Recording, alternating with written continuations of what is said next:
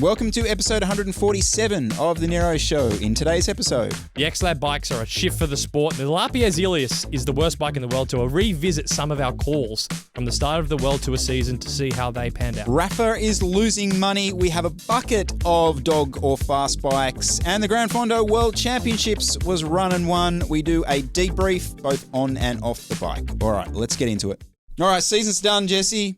Yeah, World Tour it's actually it. Racing Curtains run closed. and won. Mm-hmm. But we were there at the beginning at Tour Down Under, at Bike Society, talking bikes, and we did our pit walk. We wandered down. We saw what was on show for 2025. Mm-hmm. We made some claims in our live show. Mm. So I thought what we might do is just step through some of the claims that we made, see if any of them hold up. Were they all dogs of claims or what they were?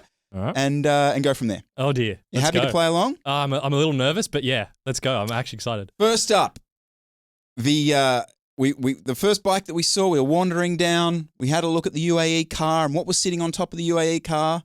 V4 RSs. So we claimed that the UAE team don't want to ride the Y1 RS because it is shit to ride. Sorry, it's a V5. The V5 was the one this year. Yeah. Yeah, but that was launched. Yeah, after sorry, you're right. That was launched. They were at the tour. V4s. Yeah, wow. Yep. Yeah, okay. But we said that they weren't riding the Y1 RS because it was shit to ride. Mm. Where does that stack up? Well, in hindsight, look, it's laughable. They weren't on it though. It took them till about March, and suddenly you couldn't get them off it. But that first few months, it was slow. I reckon there's a layup change that's happened there. Because it was available. Tade had one. Yes. He just was choosing not to ride it. Yes. And then suddenly he was on it nonstop. I sniff they did something, either that maybe this was the steerer too stiff. And I reckon there was something wrong with whatever they were on. I reckon they were on the first prototype. And a few months in, they've gotten a different layup. You got to let the layup settle in. Yeah. You had to ride it a little bit at Majorca, a little tweak to the layup, then all of a sudden, it's all good. So I think, can we both agree? UAE don't want to ride the Y1 RS because it's shit to ride? Yeah. No. No. Shit take from the boys. Well, actually, now that we've gotten to the end of the year, let's go a step further. If you had to do a World Tour season this year and you could pick one bike, would it have been the Y1? That and the S5 are class leading, as far as I'm concerned. Mm-hmm. I would probably lean to the S5, though the froth factor of the Y1 RS is a very tempting proposition. But what about you? I still stand by the testing on it, the jig testing. It's there's a bit of a dog in there. No, I'd pick the S5. Okay. Yep. Actually, I did see a few Y1s at Lawn, that little purple edition, the Italians riding around on it, so it was looking hot. Speaking of hot bikes, my claim, we've wandered further down the pits. The Bianchi Ultra is a hot bike. Hot bike. Hot bike. I was like, oh, Jesse, seriously, you got to see this thing. It is a piece. What do you think that stacks? It's kind of losing across the board, isn't it? It's not quick. It's lost. It's totally outclassed by something like a Y1 for the new 2025 release bikes. Nah. We know too much. What aspect of that bike would you say is hot? We now know too much. Yeah. That's the problem. I'm looking at that big fat head tube going, used to look cool, now I just know it's slow. Mm-hmm. So, nice bike to ride, but as far as hot bike goes, it's just outclassed. It's old, needs a revamp. We'll probably see that soon. Now then, you really doubled down on this one. You were like, Chris, GP 5000s, I know I really like this tyre, but the competition is coming. It's coming fast. Mm-hmm.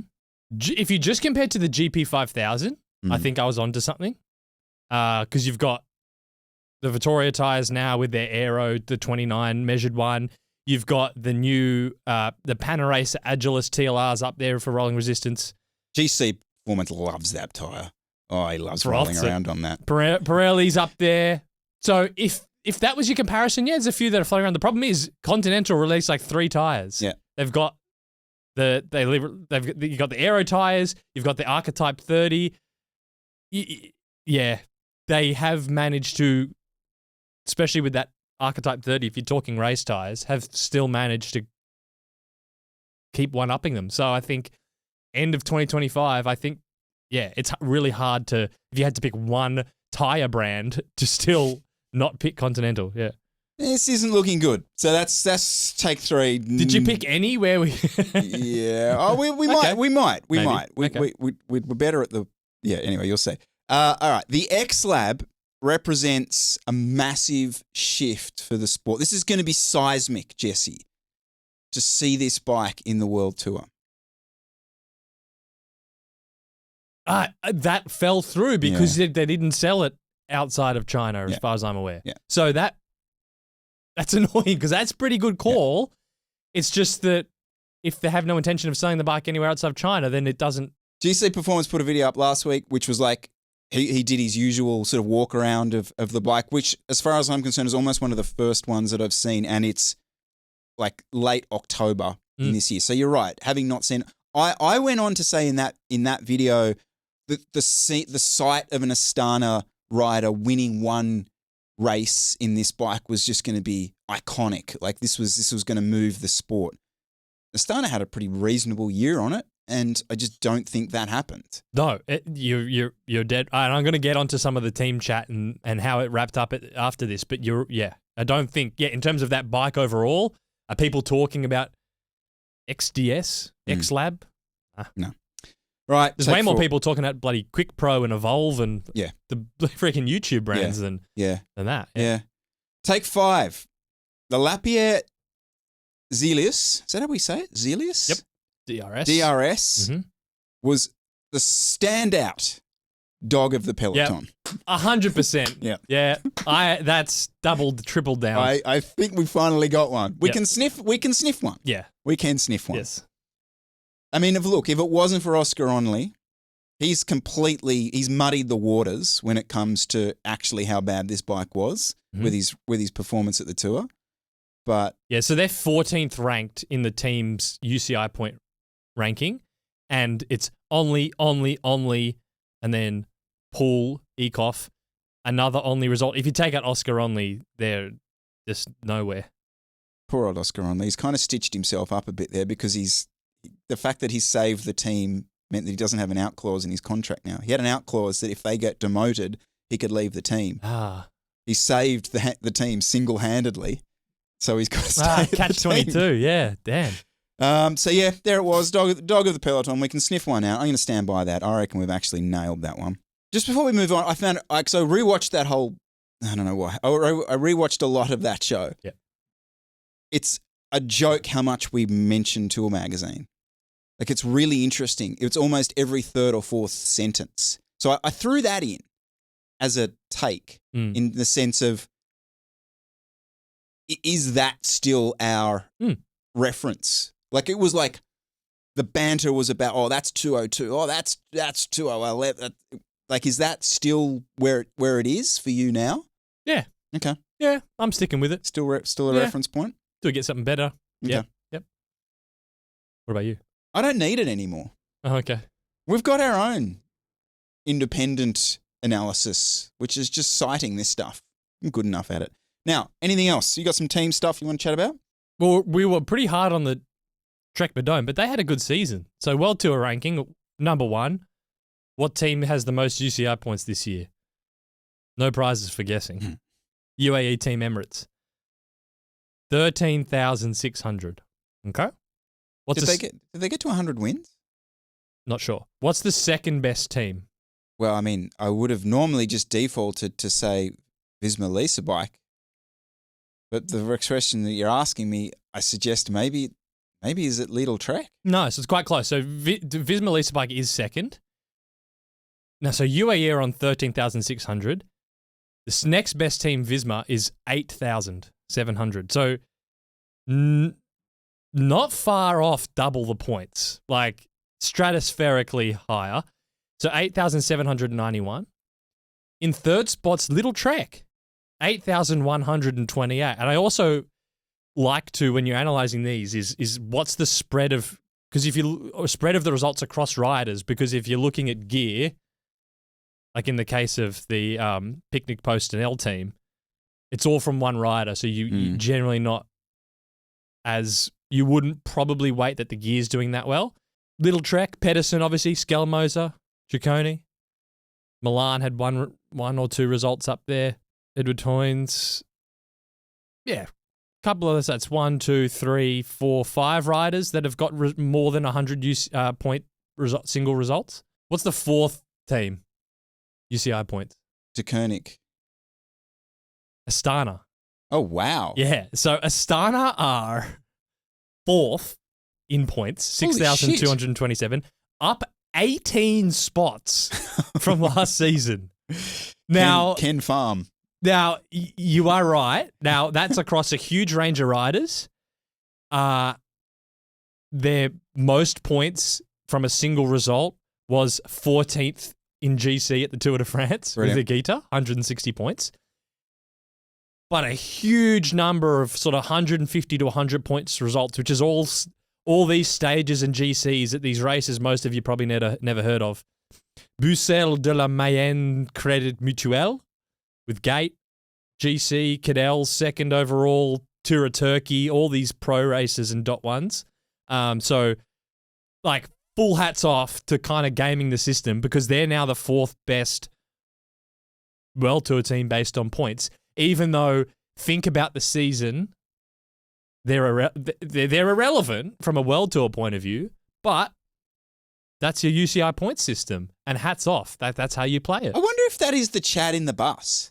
Like, are you literally like, right, so Jesse, Chris, we just want both of you to sprint for the top. Don't do a lead out for Jesse. Both of you just surf wheels and try and finish in the top 10. That's more valuable to us than trying to drop Jesse off and jagging a podium. Like, I don't know if it's that. I just think they're holding, like, these, you wouldn't have even, so the average person selection. wouldn't have heard of these races and probably have barely remember the riders that get it. Like, here's one, Mulu Bran, 150 points for winning a GC at King High. Yep. And then Malucelli, GC at Taihu Lake. Like, obviously, you know, he's a sprinter on the non-World Tour circuit, but most people, who the hell's Malucelli? Yeah. Velasco, like, you know, they're cleaning up points because they're just not sending them to World Tour races and getting them to farm at the ones. So it's pretty cool. And look at that. So then you've got, Yasuda, Quick Steps, Bora, Ineos, Decathlon, coming in under there. But that's just sort of the top teams this year. Picnic Post-Danelle, 14th. Yeah, but that's down there, and all with basically one rider. Yeah, that's been saved. Yeah. Yeah. Couple other little claims. Mm-hmm. This one came a little bit later in the season, but we were particularly underwhelmed from a performance perspective with the Scott Addict RC. So this is it's their climbing bike, but there's tweaks. Mm. This is certainly no Athos. Mm. We were underwhelmed with it, but it's been interesting to watch because Pidcock has... We were underwhelmed with the Addict. No. Well, I think... Okay, that's probably unfair, but I think the take was you still wouldn't choose it. Yes, okay. Over the foil, if you were given the opportunity. From memory, I thought they did quite a good job at actually stripping the weight down because it is an actual light climbing 100%. bike. Yeah, and so Pidcock chose it all year. Yeah, okay. Every stage. So he had obviously a really good ride at the Vuelta, and chose it every day, which I think is the only lightweight bike that any World Tour GC rider has actively chosen for pretty much an entire race. It's pretty season. interesting, yeah. Like no what Cervelo riders? You know, Sepp Kuss might have jumped on the R5 once or twice. Yeah, token effort. It's a token effort in comparison to the S5. So I maybe that's more of me one that I went pretty hard on it, and I think it's time to walk that back. Okay, because it's proved itself. All right, what's going on at Rapha? You see explain. this? You go. Yeah, I'm what's going to happening? explain. Yeah, give us the details. So they're losing a bit of money, £102 million write down. Okay. These are all account. We'll get. Okay. Don't get your knickers twisted. These are all accounting numbers. This is all. This half of this stuff's make believe. It's just what they've depreciated some assets somewhere, some fucking building in Croatia, and they're going. This is all dodgy. you've moved a factory, you're taking a loss somewhere. Yeah. Yes. I kind of anytime the Walton brothers own something and we're whinging about money, I think that's kind of make-believe. The number here, though, that you can't ignore is the total turnover sitting at £96 million, down from £110 million in the 2023 financial year. You are selling less kit. That's a problem. It is a problem. I would argue there's more competition. Mm-hmm. So when you came into what's the word that they all like to use? Disrupted the cycling market with their kit. They were a one of one. That was your option. Mm-hmm. That's not the case anymore. There's a lot of competition. Yeah. And so I'm referencing an article here from Cycling News with an interview with CEO Fran Miller, and essentially she's saying that they've lost premium.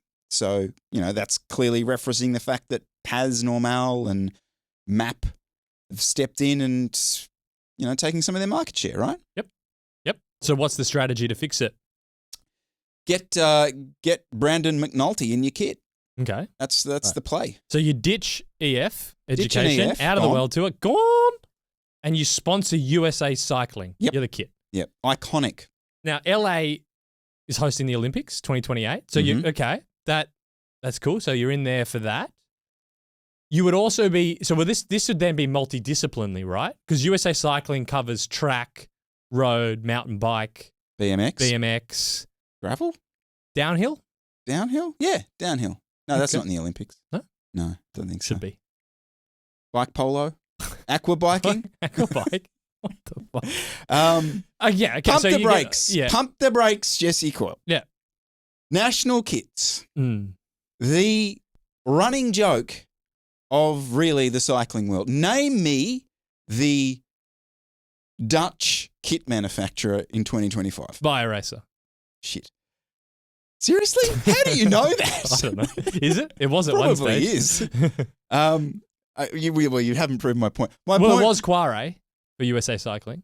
Okay. Again, I'm really astounded by this, the fact that you know this. My point was going to be that national kits are relevant for one day of the year. And in 2028, they'll be relevant for 2 days of the year. Yeah, but maybe it doesn't cost much.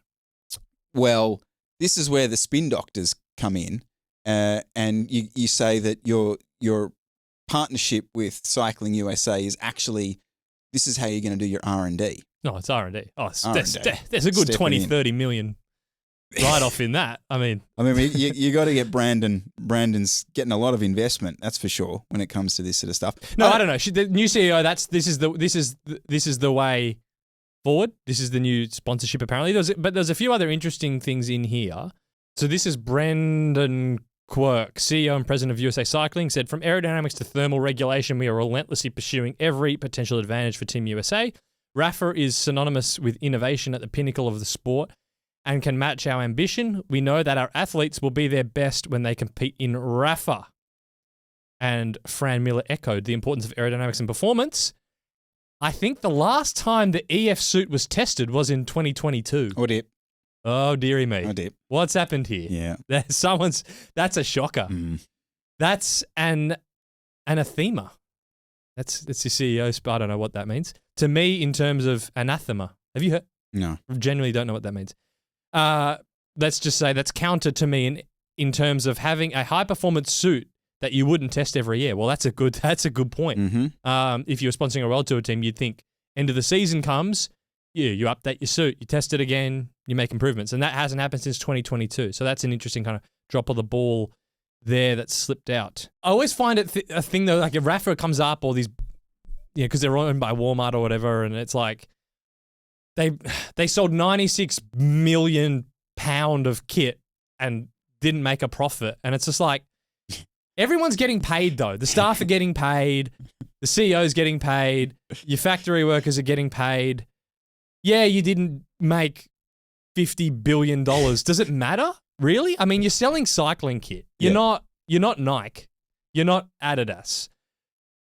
If everyone's getting paid, now obviously losing money's, well, actually, if you're Walmart only, probably doesn't matter if you lose a couple million pounds. It's chump change. But what this whole thing that it's like, we need to transform Rapha to become hugely profit generating. It's like, why? Why? Yeah, I mean, well, Obviously because you've got investors, but if you take that aside, why can't you just pay your staff and everyone's happy and what's, I hear you, and I do find it laughable anytime someone references losses when it comes to the Walton brothers, who signed Russell Wilson. I finally get to reference Denver Broncos. Okay, good. Who signed Russell Wilson to a 5-year, $245 million contract. Okay. And he played 1.5 seasons. He's now playing for a different team because he was shit. In fact, he's now being benched by another team because he was shit. But he's still being paid $245 million to do that. And we're sitting here going, oh, well, Rapha are losing some money. They're not quite selling as much. Like, in the scheme of that particular partnership, it's just not even in the same stratosphere. So, yeah, I hear you. It does sometimes just sound like... like you had a successful business, you sold it, you all made money, now you run at a bit of a loss. Who gives a... You sell a lot of kit. You sell 92 million pounds worth of kit, or 96. Yeah, clean up a little bit around the edges. There you go. You're running even. Everyone gets paid. We're all happy. What are we doing here? Would it be like big brain cycling? Would it be great for cycling if Rapha was on like high streets? It was like a Lululemon type competitor. I don't think that's... See, the thing is, that's what I'm saying. I don't think that's up to them. No, okay. They're a kit brand. Yep. The movement of the sport into more of a general fitness audience, that kind of thing. Actually, wait, hold on. For the time being, is out of the hands of the likes of Rapha because you're investing in track cycling, in Olympic track cycling. Yes. So, there's a world in which you invest in the Gran Fondo championships and you make it real low bar and you get the sport wider and you pump some money into that and you kind of help that process expand into the punter realm.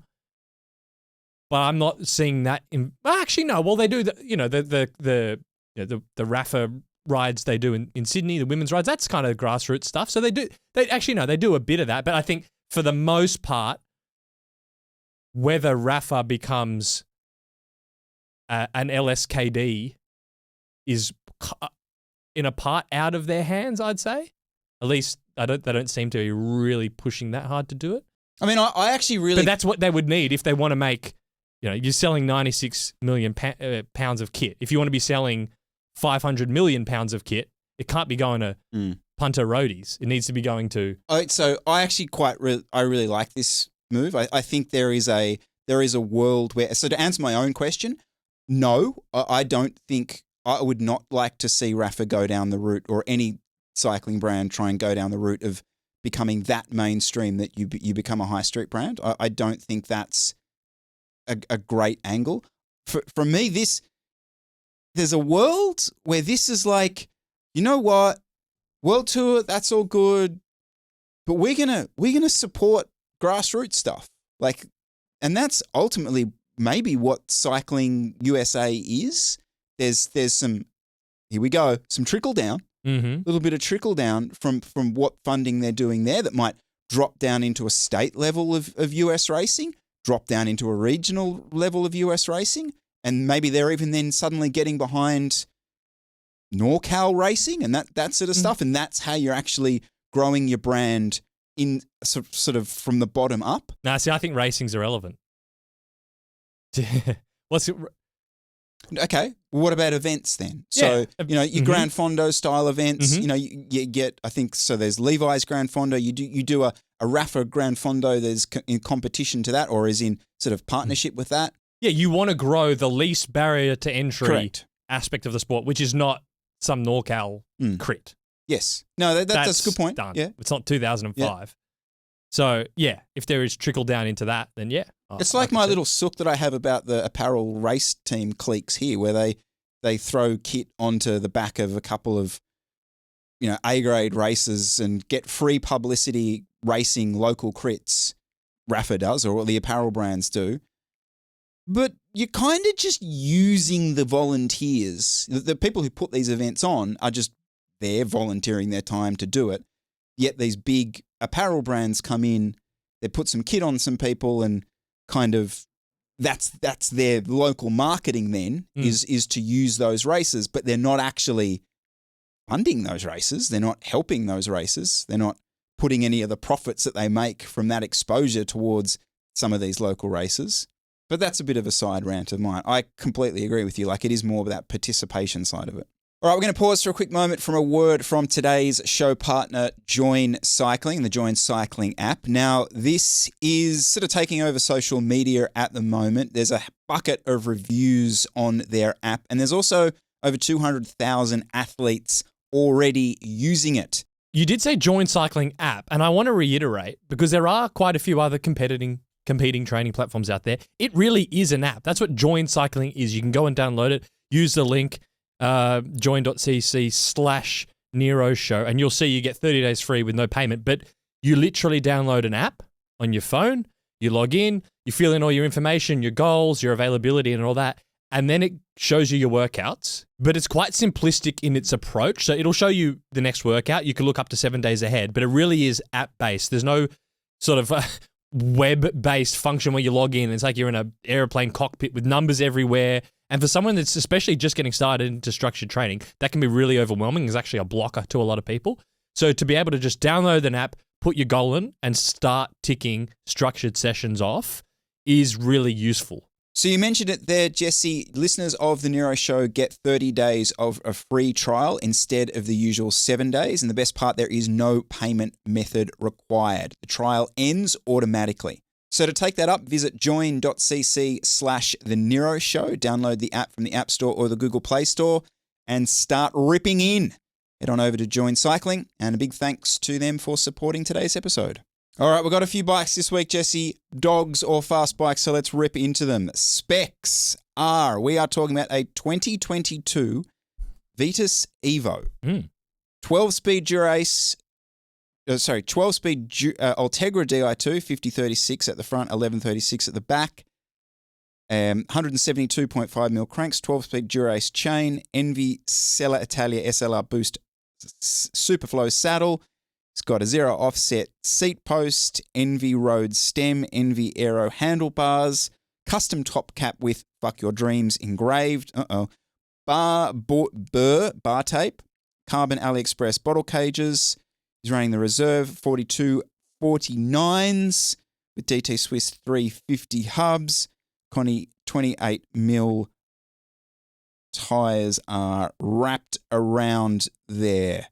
It's from LA. He smashed the oak from last week's episode up ponies during the week.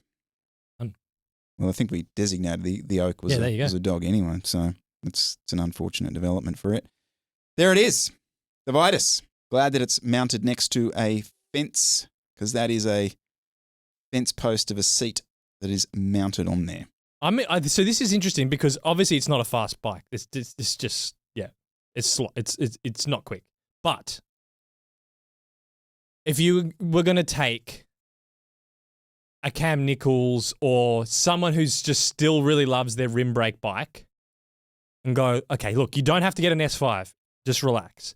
But go and ride X bike. Do a hills loop in Adelaide. Do some descents. Do some climbing. Roll over some rougher roads. I think this would be a good way to pull someone out of that rim brake. I think the drop seat stays and the really thin seat post, very comfortable. The Reserve wheels, supreme crosswind stability because they're not the deep ones, plus a wide rim with a 28 measuring 31 front and rear. They won't imagine, their butt won't know what's hit them. It'll be super smooth. A nice Envy sort of finishing kit with your bar, stem, that kind of thing. Nice electronic group set. If the rim brake person might still be on mechanical because they think it's easier to maintain.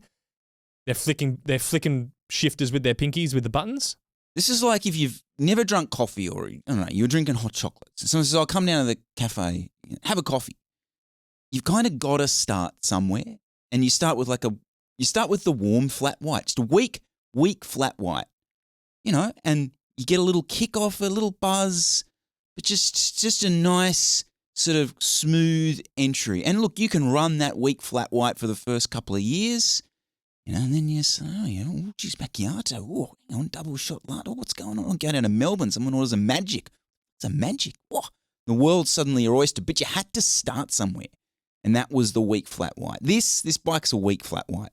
Yeah, I'm going start a disc brake bike just to get a taste. And I'm telling you, whoever has this bike 6 months later, they're sniffing out a Y1 or they're sniffing out a Scott Foil.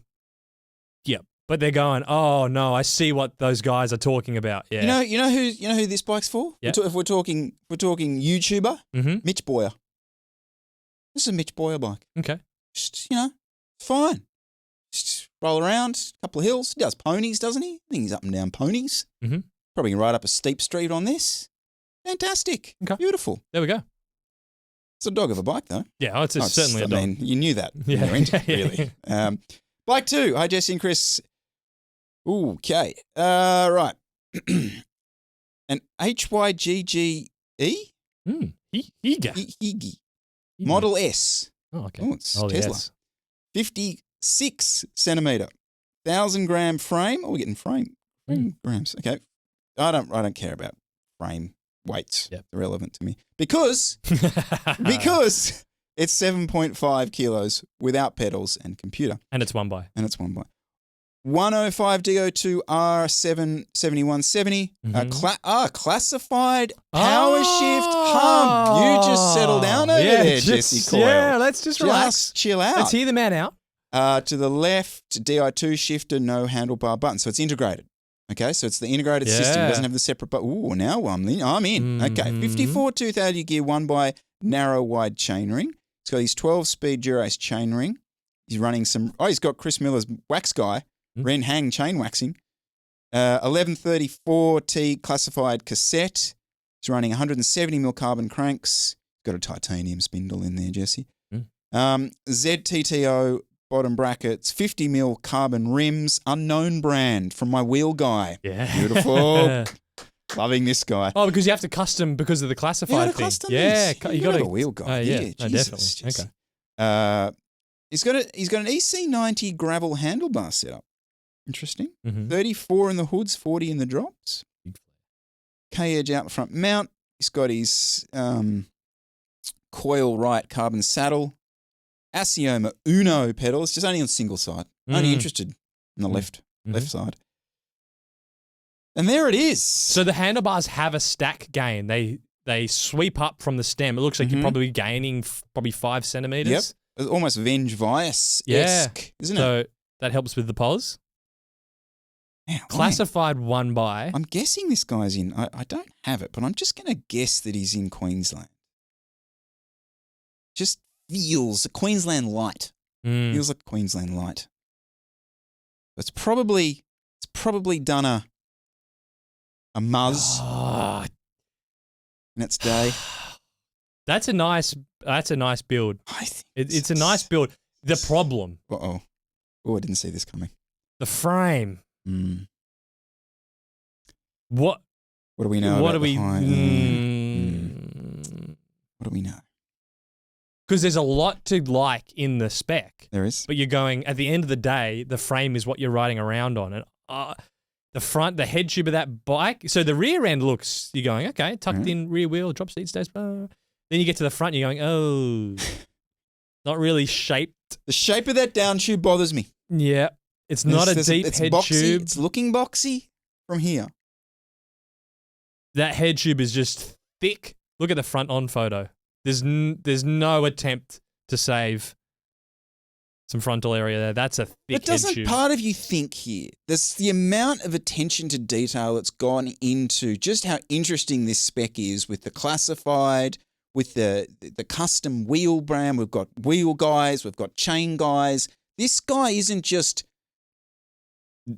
not thinking about anything. I find it hard to believe that he's going in knowing that what are we going with? Heige? Let's just go with Heige. Yeah. The Heige's a dog. I feel like he must know something here because there's a lot of attention to detail.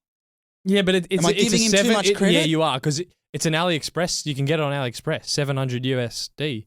Heige aerodynamic Model aerodynamic. S. It's literally an AliExpress bike. It's probably a white paper. If you email them. No. It's a no. Oh no, don't. You're not, are you? I'm sorry, but it's just not getting past with that frame. I mean, I take no joy. In agreeing with you. Yeah. I mean, it's just a frame swap. That's all we want? That's all. It's all we want. Yeah. Just a quick frame. That's a known quantity. Imagine the new wind space in there. Yeah. Ooh, new wind space, stick that in there. Yep. No, I'm going to call that one a dog. I'm sorry. Bike 3 is a Madone SLR Gen 7, size 54, 110mm stem, 39cm bars, Bontrager Triple X saddle, Dura-Ace Di2 12-speed, 5234, 172.5mm cranks. He's running the Asioma RS2 power meter. They are very popular with entrants currently. What wheels are we running? The Bontrager RSL 75 mils. Whoa, okay. Hello. Would not have been helpful on the Great Ocean Road on the weekend. Setup tubeless. Pirelli P028 measuring 30s. Total weight with cages and computer mount, 7.9 kilos. He is my height, 175 centimeters. Now, down the end of the description here, FTP. Yeah, I do. And he's done the hands covering the eyes emoji. I thought I'd leave this to you. 220. I appreciate the honesty, though. Yeah. I think there's a lot of fake FTPs being sent in. Yeah. So I appreciate that. Now, Dura-Ace power meter. Oh, no, sorry. Yeah, no, that's the Asiomas.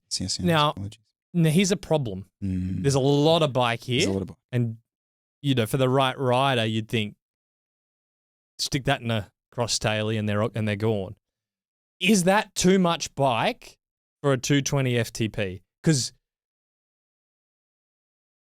that bike needs a bit of horsepower behind it to actually make it run. I'm kind of looking at this 175 centimeters tall, 220 FTP. You're almost sort of going, I think you'd probably enjoy, dare I say, an SL8 with a bit more of an acceleration. Like, are you really getting this thing up to 50k an hour?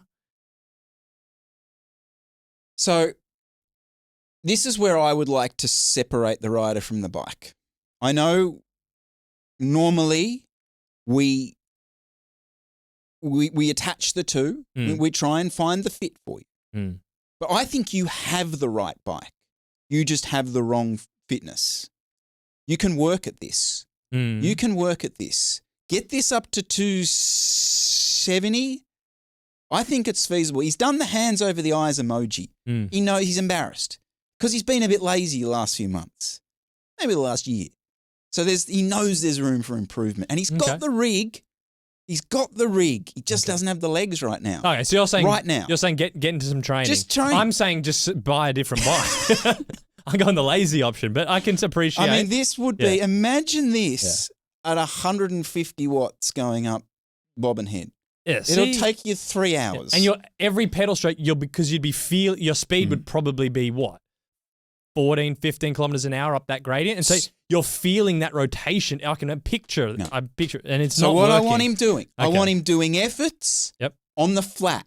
Okay. Because at least he's going to get the feeling. All right, and Chris Miller's given a training program. All right, let's go. I want efforts on the flat because you're going to feel the speed. That's going to inspire you to get fitter and faster, and you have the right bike for it. You have the right bike for it. I'd ride that bike happily. Yeah. No, absolutely. Yeah. So, a bit of a change up there. I'm going to say that's a fast bike. Okay. I'll go with you. No, objectively, it is a fast bike. Dog of a rider, fast bike. But dog in training. Yeah. Puppy school. You're at puppy school. You can get there. Bike 4. Here it is, Jesse. First time we've seen this, I think, on Dog or Fast Bike.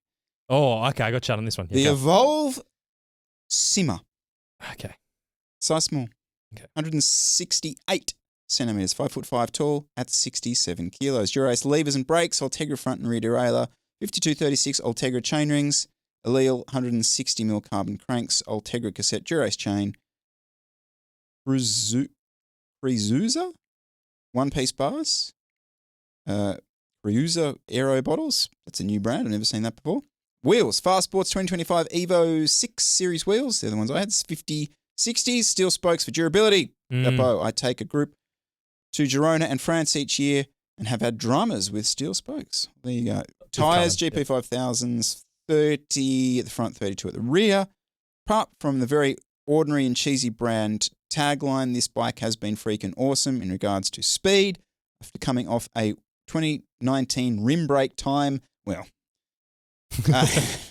Alpe d'Huez 01, which I loved, but I was running creative carbon 50mm wheels with 28mm tyres on the time. Tolerances were amazing. Total weight, as pictured, with pedals, bottle cages, computer mount, is a sparkling 6.6 kilos. This bike is the sort of it bike in the sort of if you know crowd at the moment for reasons unknown. Not for reasons. Well, I don't know. So. Yeah, I don't like this bike. Okay, here we go. Okay, it's light. Great. Good. Cool. This bike was released this year. It's 2025. And you're copying a bike that was released 3 years ago. And this is apparently the best thing to come out of Chinese carbon ever. I don't buy it. I think it's lazy. When you say it's copying something from 3 years ago, you're saying it's copying an SL8. Yeah, it is literally an SL8. Mm-hmm. Which if you wanted an SL8, you could have just bought an SL8. This isn't $800 frame that's matching an SL8. I think and when you say it's like similar to an SL8, I mean literally. It's not. This isn't far off that Tan thing. Yeah. That Lino's been running. Yeah. I mean, I'm sure it rides well and it's light, and it is light. So I'm sure the layup's great, but come up with something that's not a copy of an SL8. I don't like it. I don't. The buy into this frame that this is like, oh, it's elite wheels and this is their in-house frame and look at the layup and it's so light. And it's like, yeah, but you copied an SL8. And it's 2025. And the SL, hold my beer, the SL9 is going to come out next year and suddenly you're stuck on a frame from 4 years ago. I'm not buying into this bike. I think it's slop.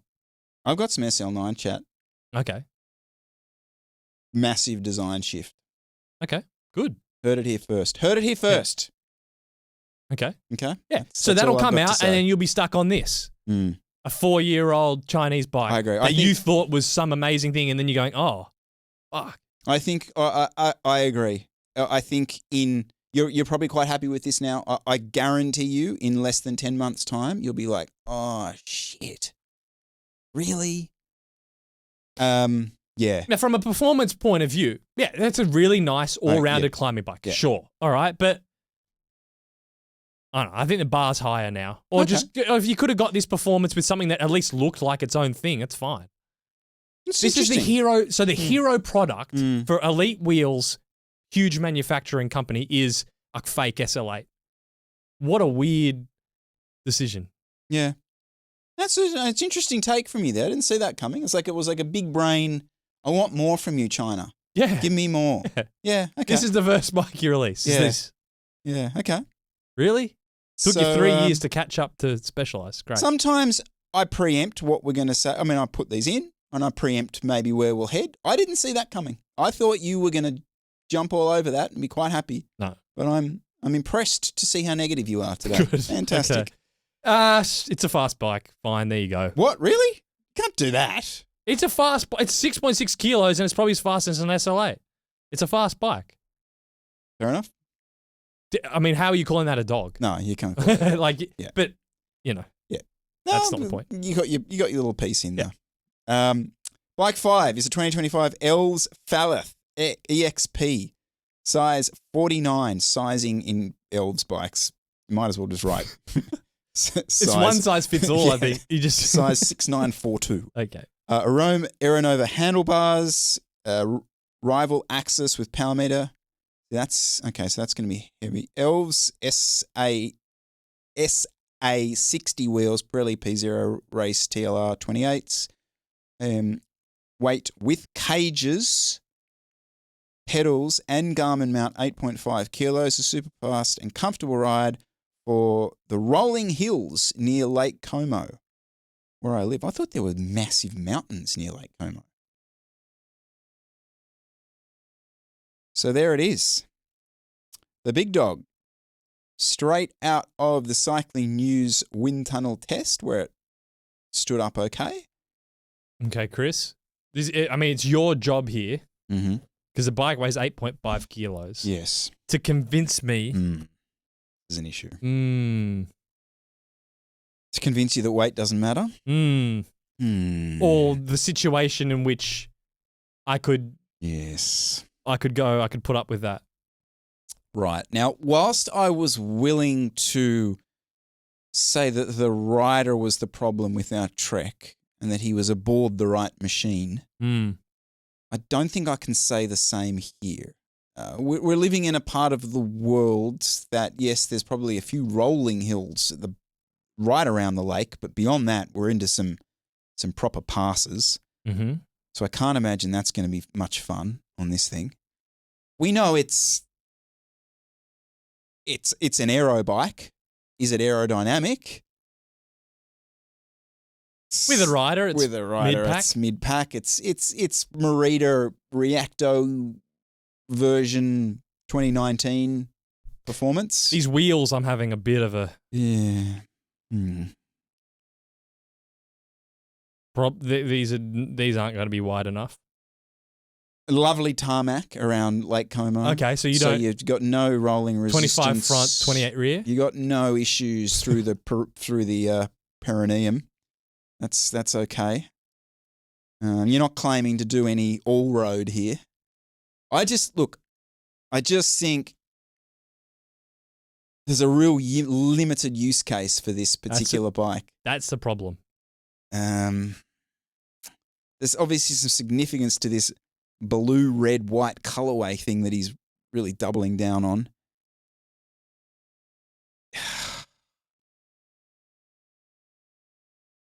I mean, I desperately hope he knows his bike fitter very well in this part of the world, because this thing would be a nightmare to try and fit yourself on. No, I'm not. It's too far. It's too far. And I don't have okay, the wheels I don't like. The other parts I don't necessarily have. Like Elves Foul EXP isn't an instant dog. No. SRAM Rival, not an instant dog, but at that price level, you're going to have to do some finessing, and the wheels aren't getting it across the line. I think just when you're sort of C plus on every aspect, it's not getting there. So yeah, dead smooth tarmac, you're probably fine when you're tucked in. Anything else, the driveway up the street to get home. Ooh. Yeah. That is a dog. Unfortunately. Sorry about that. Now, Bike 6 is a special edition. You might have to help me, Jesse, with the specs of Bike 6. It was sent in by W.V. Van Schip. He says that he really likes riding long breakaways, but unfortunately was doing a race recently and disqualified. had to stop riding. So he sent it in and asked us whether we can maybe contact the UCI and tell them whether we're right or we're wrong. Oh. He didn't actually send this in, did he? No, but his team did. Oh. Yeah. Okay. So it's a Tavello Arrow, Scope Artex 6As, Shimano Ultegra, Wahoo speed play pedals. huge stem. Absolutely So massive this is the Toot stem. engineering, right? So the stem looks like, I don't know what the stem is, looks like maybe just a zip. The bars are the new Toot Marasha. Now that wasn't that's not banned yet, remember? No. So you can still go your narrow, crazy pos at the front. Nothing there is causing a problem. The problem is this seat post. So this is a custom Tavello seat post. Which isn't UCI approved. Now the position, so the thing is, there is a rule even in road races how far over the bottom bracket you can be. Now I'm drawing an invisible line down. That's not too, I'm eyeballing this. I don't think the problem is that it's too far over the front of the bottom bracket. I think it is just that that seat post isn't UCI approved. Okay. Which is what sort of the word on the street is. Now the thing is,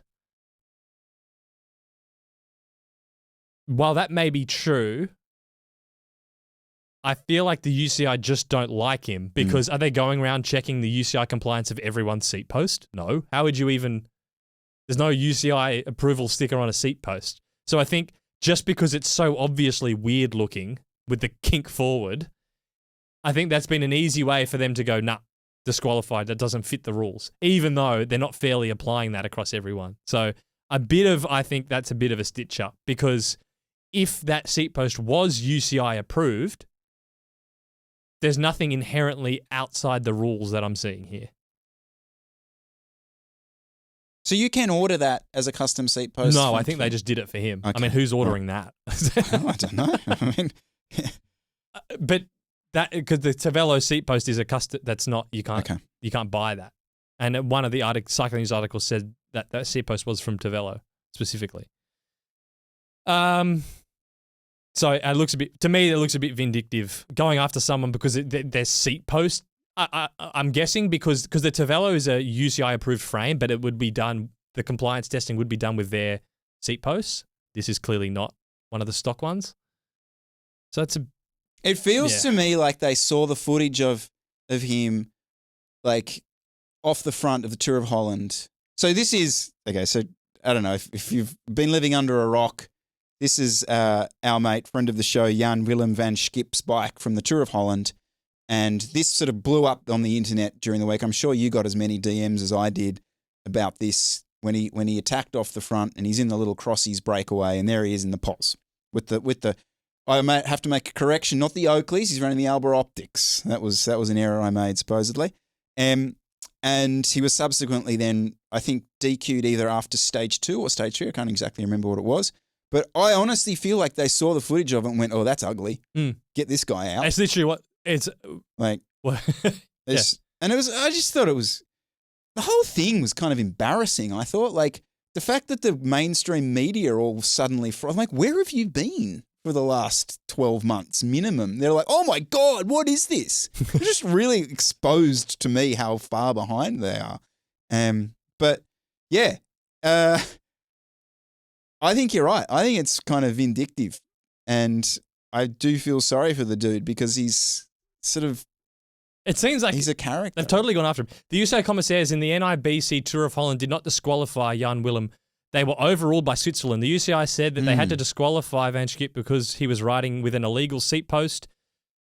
Cycling News although unconfirmed, Cycling News understands that the UCI's motivations relate to how his seat post affects his center of gravity 100%. on the bike. Yeah. So they've literally just gone, is there anything on this bike we could maybe get him for? That seat post looks a bit dodgy. Yeah. Yeah, ban him. Yeah. What? That's a full witch hunt. Yeah. No, let Willem ride. Yeah. Get him back on there. Yeah. Anyway. Well, we haven't answered the question. Is it a fast bike or is it a dog? And I think you are the only person in position to answer this. That is a dog of a bike. I do feel like he's doing himself a disservice. No. Get that on a Strom. Oh. He's gone. Yeah. Okay. This bike, as much as I have praised its aerodynamic tweaks, for someone doing what he's doing, he should be on a fully chunked out race bike. Yeah. Okay. Yeah. I hear you. All right. Dog. Sorry, Jan Willem. Bike 7. Okay. 2025 Scott Addict RC10. Another one. Oh, no. Yeah. This is we have not done this one. Oh, have we not done? We have not done one this year. Interesting. Elite Drive 50D wheels, Ultegra crankset, Dura Ace cassette, Favera Asioma pedals, K-Edge Syncross Wahoo wheel, computer mount, weight. So this is what interests me. Weight is 7.2 kilos, including pedals, portal cages, and computer mount. Mm-hmm. Hot take, according to our owner, overall faster than the foil. Whoa, okay. I'm surprised it's not lighter, but is that because that's not the... Oh, no, it's the RC10. That's pretty. That's 7.2 with pedals. Yeah, that's with pedals. Sorry, yeah. Yeah, Yeah. And that's not the what's it called, HMX, whatever they call the S-Works version. S-Works thing, yeah. 77 kilos, FTP 340.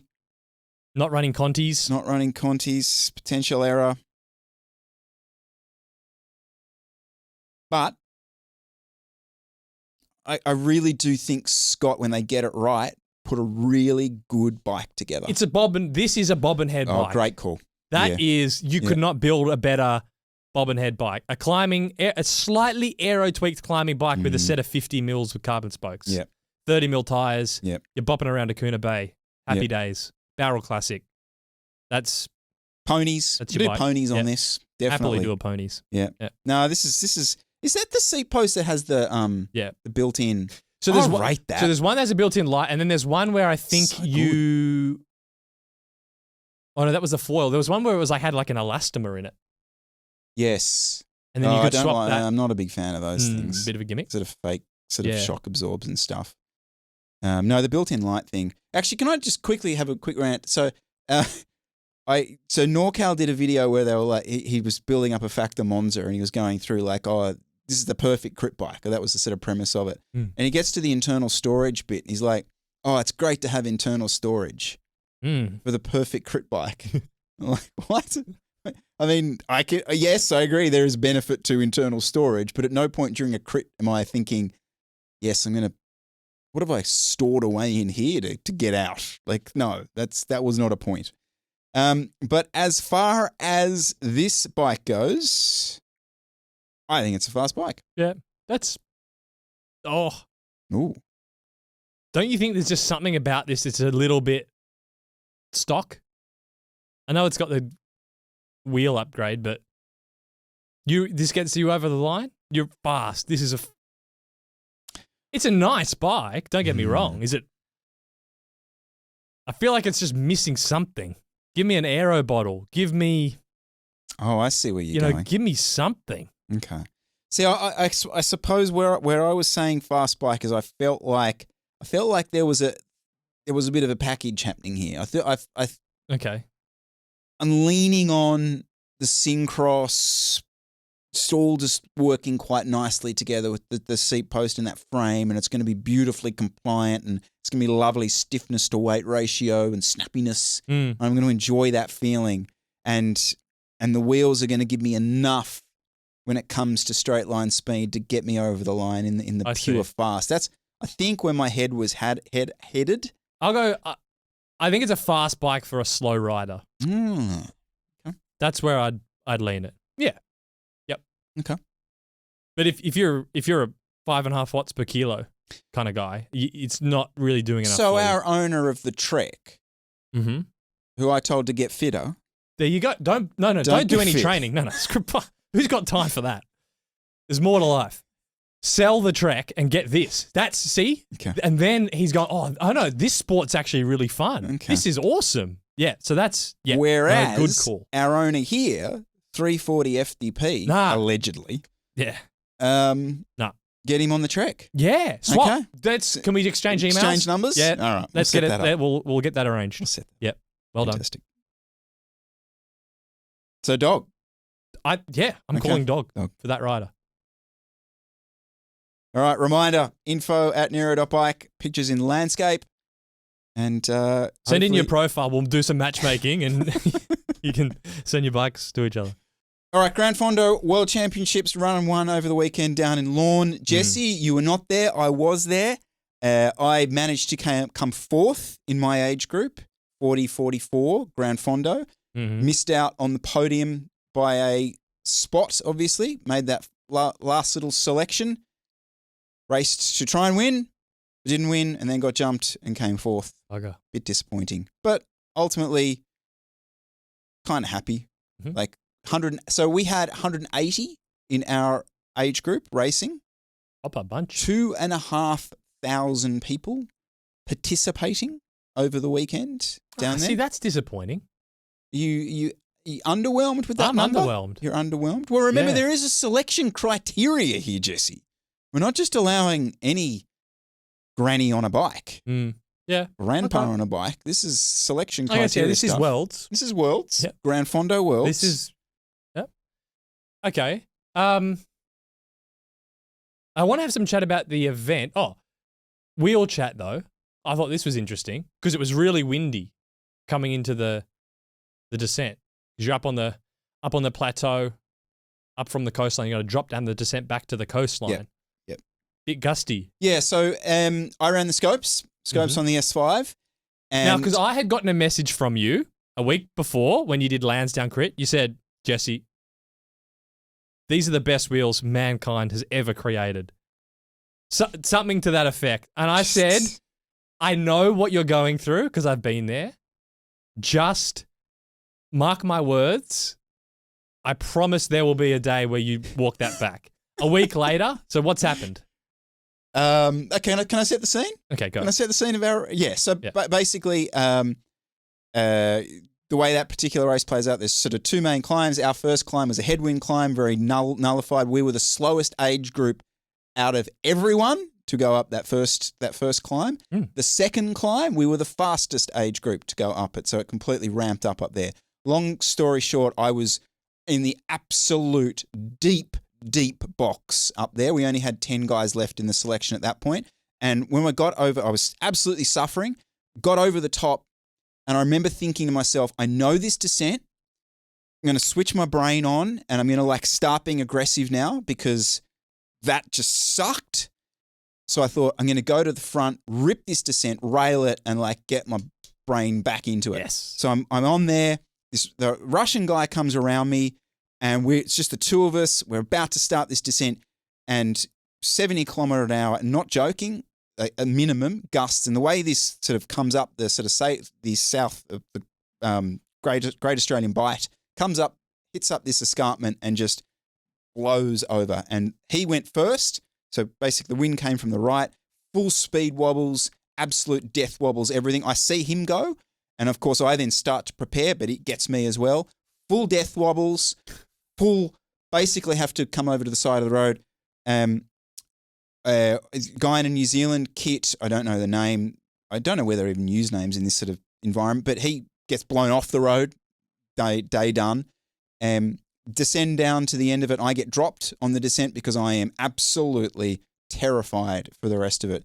And so, yeah, basically the combination of high-speed descent, high-speed crosswinds was too much for those wheels. Mm-hmm. Too much. Now, it was all the chat at the finish line, oh my God, that was terrible. But I clearly suffered, certainly in terms of my group that I was in at that point, worse than anyone else because I was dropped. I got dropped from the front group, had to ride back on and when we got to the bottom. So are they the greatest wheels mankind has ever made? In certain circumstances, yes. Yes. In other niche, circumstances? yeah. No. Yes. Yeah. It was too much. Yeah. And again, I'm not the only person.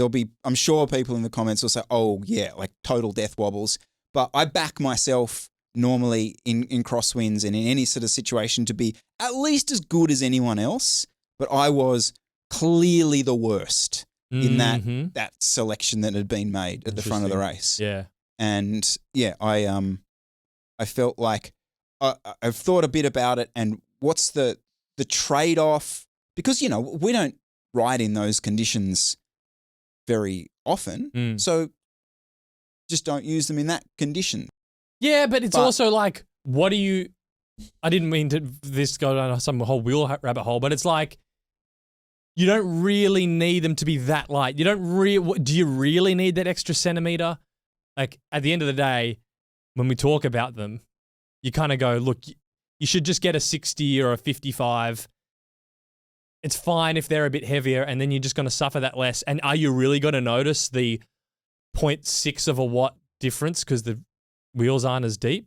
I doubt it.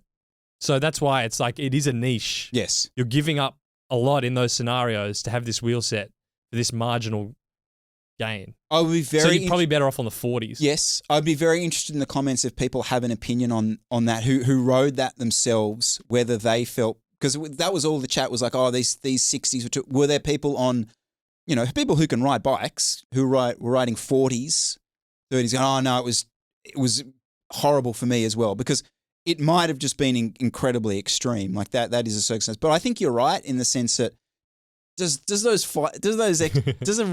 you need that? I don't think you to do. then put yourself in the situation where you're going, oh, I'm going to Amy's. Oh, I better bring a spare front wheel. Like, what are we doing? Yeah. We don't have a team truck. Yeah. That comes back to me saying that thing when we talked about the wheels. It's like the race wheel day is done. Yeah.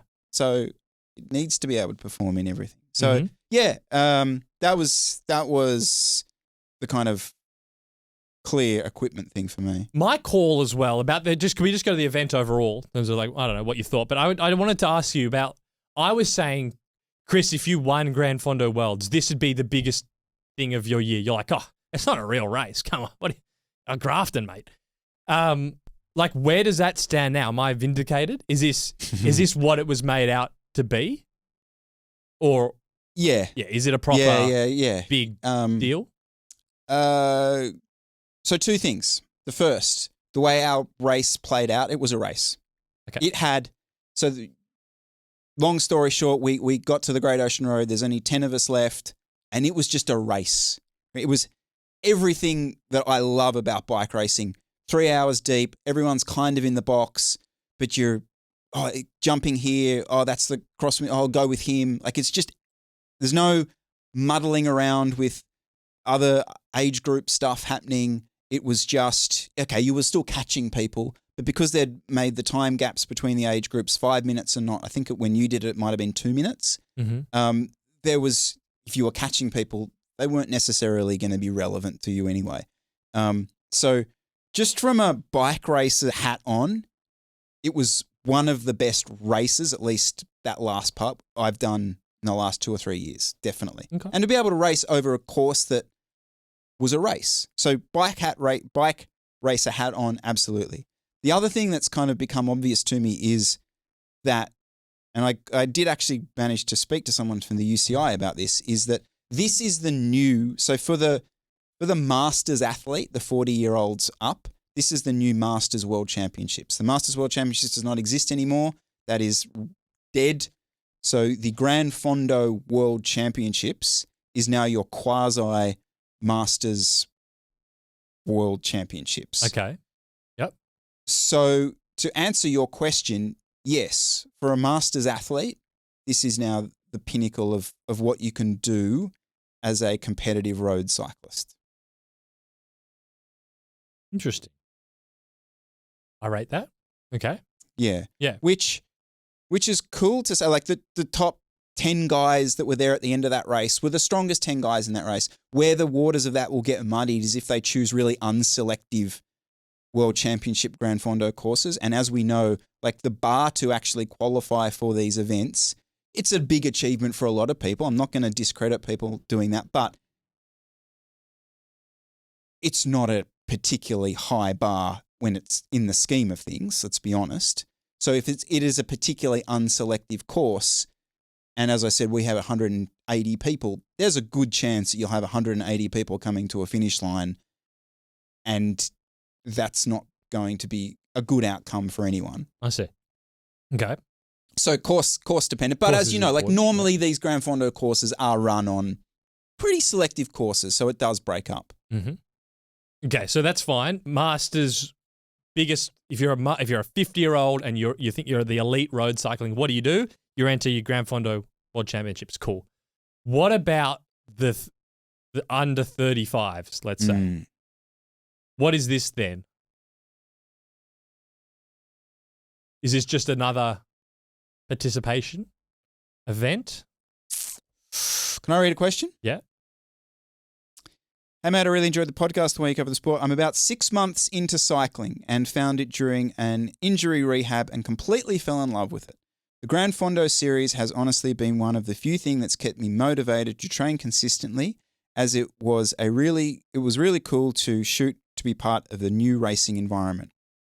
I did want to share some thoughts on the comments about the 22-year-olds doing Gran Fondo Worlds being cringe. I'm 23 and aiming for it myself, and hearing the bigger cycling podcast Australia call it felt a bit discouraging. Cycling is such a niche sport outside the core scene, and these types of events are often how people like me stay engaged and inspired.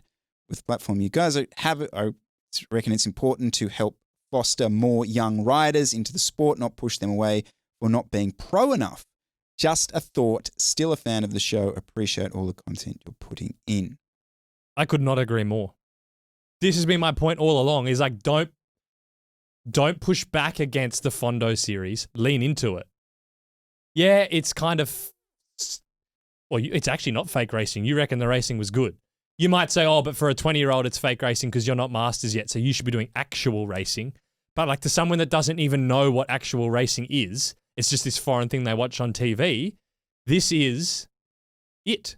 This is the relatively low barrier to entry competitive thing. And we can kind of go, oh, but then don't call it the World Championships, because it's like, yeah, I can kind of see going, oh, it's a bit cringe to call it the World Championships because you've been cycling for 6 months and you think you're going to the World Championship. But at the end of the day, that's just a name. Like, I don't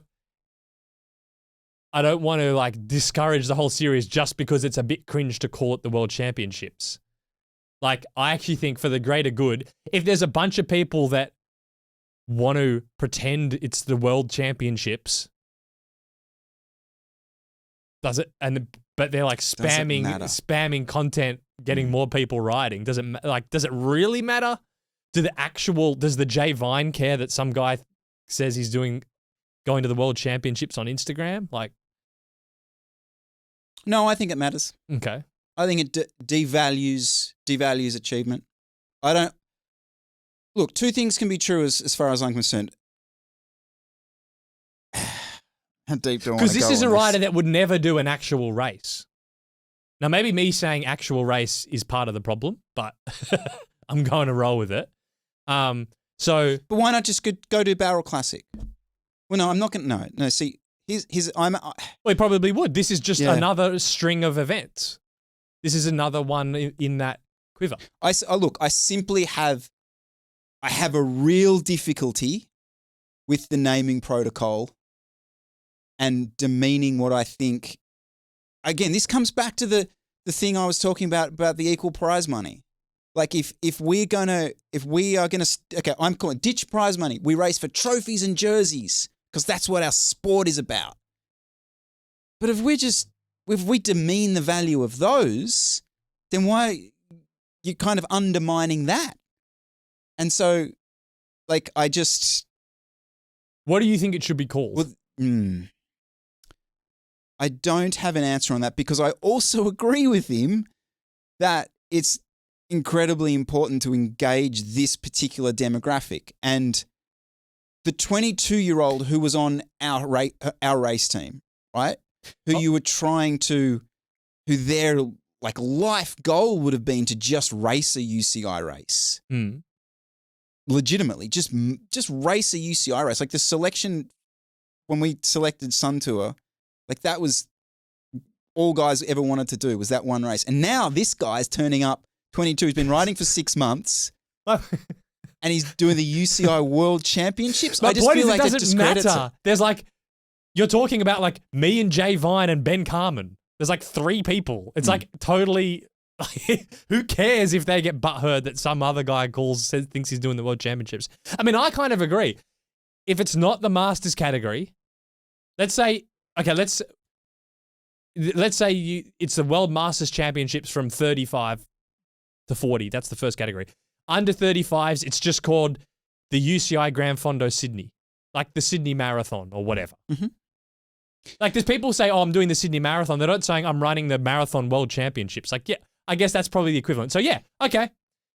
Let's just rename the here we go. If you're listening, rename the under 35 to UCI Gran Fondo Niseko. That's where it's next year in Japan. I'd go down to 30. So everything from 30 up. And you can call it Gran Fondo World Championships, Masters World Championships, or whatever you want to call it for the 35 and up.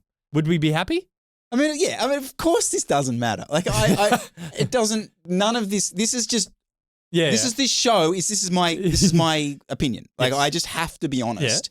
I would love to sit here and say to you, you know, because I know it doesn't matter, but that's not honest to myself because it's still. I mean, no, it's almost annoying say that this you out loud. Say this out loud. Say this out loud. Okay. I've been riding for 6 months and I'm doing the World Championships. Doesn't that what? Like that is cringe to say out loud because it's not real. Like that's not. No one's done a sport for 6 months. I get it, but there's no winner because it's like he's just called that's just calling it what the event is. Exactly. I'm not and then blaming you're him. just being like, well, why the hell did you have to name it that? That's so stupid. Whereas they could just rename it and we could all be happy. Mm. But I still think it deserves hype as an event. I agree. Because it's the lowest barrier to entry thing. And we're operating in a environment where there's because I read this and I was like, all right, I'm going to come up with an alternate race calendar for you. But for this guy, I'm going to be like, here you go.